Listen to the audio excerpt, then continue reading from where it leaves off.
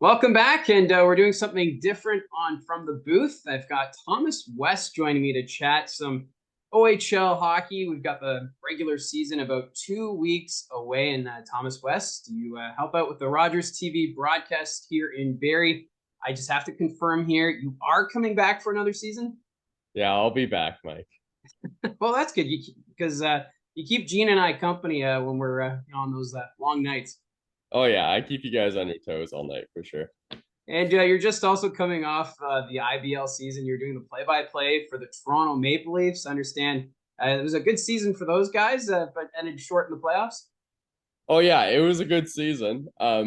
If you're a Barrie fan, we might be seeing a little bit more of the IBL in the OHL this year because the Barrie Baycats are in the IBL finals right now. The Maple Leafs were hoping to play them, which would have been an interesting conflict for me. But hey, maybe we'll even see a little IBL in the OHL this year. Maybe the Baycats end up at a Colts game this year. Hey, you never know, and it's always fun when we get to this time of year. You know, you're wrapping up the baseball season. We're getting set for hockey, and for the Barrie Colts, last year was quite the run, going to the second round, Game 7 against the North Bay Battalion. This year, bit of a new look team. What are your thoughts coming into this season? I mean, it's easy to see guys like Evan Vierling and Ethan Cardwell leave the Barrie Colts because they age out and say, it's going to be hard to replace those players. And during the offseason, when I was having casual conversations about the Barrie Colts, like that kind of was the narrative that I was thinking that it was going to be. But seeing this preseason start up, like there's some interesting things going on. One, there's a lot of young guys sometimes in the OHL is like the way of saying they're not really there yet, but that's not really true for a lot of these guys. I mean, you look at a guy like Edward Chalet. He's young, 2005 born player, but a first round draft pick in the NHL. So he's obviously there. Riley Patterson, who's a 2006, will be interesting to see how good he is. And then, okay, so there's some of those young guys, but there's also the young guys that are fighting for playing time right now. And from what I have heard early on in Barrie Colts camp, there's a lot of guys that have some serious potential to make the Colts, which I think has a lot of potential to have people being very motivated, especially on that third and fourth lines. So, I mean, this could be a really exciting season all throughout all four lines for the Barrie Colts this year. And even just seeing who's going to, end up getting drafted into the NHL, like a Riley Patterson, or, just seeing guys who make it into the lineup.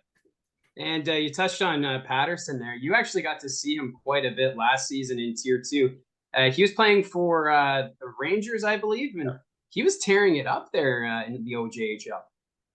Yeah, so I was mentioning this stat with Riley Patterson. He was 11th in OJHL scoring, which is really good just on its own.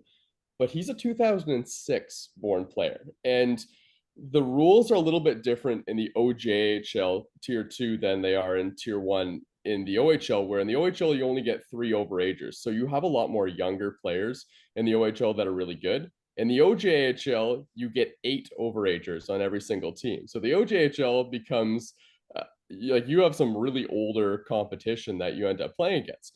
The top 10 scorers in the OJHL this season were all overagers except for one, Reese Chittington, who was a 2003. So now he's an overager this year. But Riley Patterson was 4 years younger than almost every single player in the top 10. So, I mean, this is something that we haven't seen in a long time. I mean, there's not a lot of players that get NHL drafted out of the OJHL. Riley Patterson's going to get drafted into the NHL, and we're going to get to see it all unfold with the Barrie Colts this year. Yeah, it seems like a bit of a steal for the Barrie Colts picking up Patterson from the Flint Firebirds in the offseason. So you add that, and then Edward Chalet, he scored in his preseason debut with the Barrie Colts, the Seattle Kraken prospect. It's, coming into this year, I think a lot of Colts fans were thinking it's going to be a down year, it's going to be a step back. But with this young talent, and then with the overagers, if you have Hanson Thornton between the pipes, maybe top spot in the Central's up for grabs. Anson Thornton's giving you real Mac Guzda vibes this season, having the overager between the pipes. I mean, when we saw Edward Chalet walk down the aisle getting drafted in the NHL, there was a lot of Barrie Colts fans that were thinking, "Oh man, I know it's not going to happen, but if he could ever become a Barrie Colt, that would be incredible." And then it happened this year, and it just completely changed the vibe of the Barrie Colts. And man, like he is a guy who might actually turn around this team, not just play wise, but the organization might now be a little bit more inclined to be buyers when the trade deadline comes around, knowing you have a generational talent like that. And you also have to think this puts the Barrie Colts in a good spot for both this season and the following season if you get the 2 years out of Chalet and also Riley Patterson. Yeah, that would be pretty lucky if they were to get that. I mean, now that he's in the OHL, I mean, his eligibility is in the OHL. So, I mean, they potentially could have Edward Chalet for a couple of years. Riley Patterson, they might have him next year, but who knows how high he's going to go in the And we NHL. haven't even And we haven't even talked about guys like Cole Baudouin, who he's another year older. He's got that experience. He's got the big body, and it's going to be fascinating to see how these players all gel together. Right now, they've got a 1-2 record in the preseason, but preseason you just have to take with a grain of salt. But once you get the regular season going, it's going to be a fascinating bunch. Yeah, how about Cole Baudouin? I mean, and this guy's been playing hockey since the end of the regular season all the way through until right now in the preseason because he played at the U17 hockey challenge for Team Canada Black. Looked really good. I think was first or second on his team in scoring. So he's a guy who's exciting, and he's probably going to be coming into this season with a little bit more midseason form than everyone else.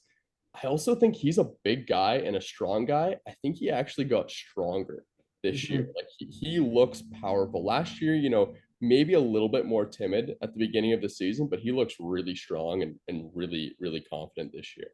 Yeah, and then you throw in a guy like Bo Gelsman, who I think has something to prove after being passed over in the NHL draft. I think this could be a big breakout season for Gelsman, potentially to set a statement or two. Yeah, Bo Gelsma, one of the little guys, right? We talked about Yeah, the strong guys who the Barrie Colts have a lot of. They got 3 players on their roster right now who are 5'9". Roderick Chaudouin, Bo Gelsma, and Ben Pickle, who's open to make the Barrie Colts this year as well. Bo Gelsma is the example of how you play if you're a player with his stature. We call him the Energizer Bunny, I think, a lot on the broadcast with the we Barrie do. Colts, and we probably call him that a little bit too much, but it's so true watching him play. And man, he could just be such a spark plug for this team this year. I mean, Bo Gelsman was on NHL draft watch for the last couple of years, didn't go in the NHL draft. I think that's a huge mistake, man. He is, yeah, he's an Energizer Bunny, and he is going to have an unbelievably big role on this Barrie Colts this year. And last season, the Eastern Conference, it was just stacked with some big teams like Peterborough, Ottawa. The Colts were up there, North Bay. This year, things I think are kind of shifting to the Western Conference, which leaves the East a little more wide open. So I'm going to put you a bit on the spot here. Where do you think the Barrie Colts land in the Central Division? And do you want to even go as far as to say in the East? Yeah, I mean, I'll actually go with the Eastern Conference because I want to say that they're going to do the exact same as they did last season, right? Fourth place, just get that home ice advantage. I think it goes back to what we were saying before, where you lose Ethan Cardwell and Evan Bierling, and you think that the Barrie Colts are going to have a rebuild year. But I mean, I think that it's kind of like a Moneyball moment where they've replaced them in the aggregate Yeah. with finding these young players that are really good. So I'll say in the Eastern Conference, the Barrie Colts are going to do the exact same as they did last year. I see them being in fourth place. So then, if they're going to finish in the fourth place, who do you think represents the Central? Uh I mean, the Peterborough Petes are interesting. They Mm-hmm. went on a heck of a run last year. I know the North Bay Battalion. I might say the Peterborough Petes. They're an interesting team, uh, especially with the way where they were. We kind of saw them be not so great in the regular season, and then turn it on the playoffs. I think they got a ton of confidence this year.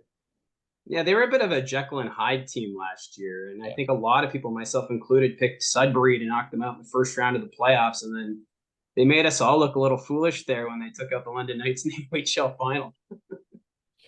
Yeah, that was a heck of a final. And just like such a team that just kind of rallied at the right time. They were kind of what we thought we were going to see from the Rangers in the regular season from Kitchener, where they were the eighth place team, and then they were just going to rally in the playoffs, which they did a little bit, I guess, Yeah, in that first round.